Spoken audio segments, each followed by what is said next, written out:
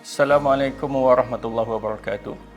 So for today, we are going to learn how to design your section by using your site analysis. Okay, for example, this is your site. Remember, you have topography of the site. Then you have existing road over here. Okay, so whenever people passing through this road, they can enjoy the positive view over here.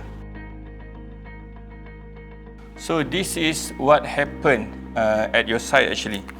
So you need to cut your site section at the center of your site. So when you cut here, it will look something like this, sloping part, sloping side, and then you wanted to design your building is over here. So remember, you have your existing road over here, which is here.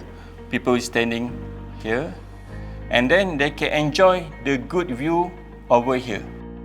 So when you design your buildings, you must ensure the views of the people doesn't block with your buildings.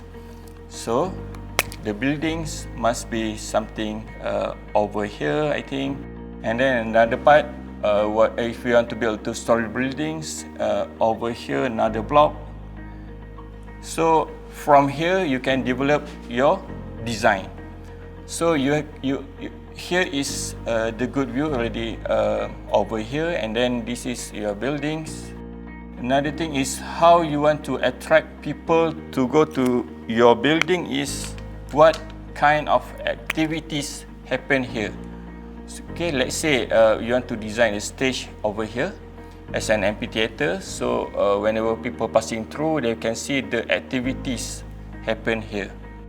So this kind of activities will be a magnet for the buildings, for your design to attract people to go to the buildings. So this is the public space of your buildings, and then this one will be your private space. Okay, both of it is a private space. So from here, your site analysis will transfer your section. Something looks like this. That's all from me. Thank you.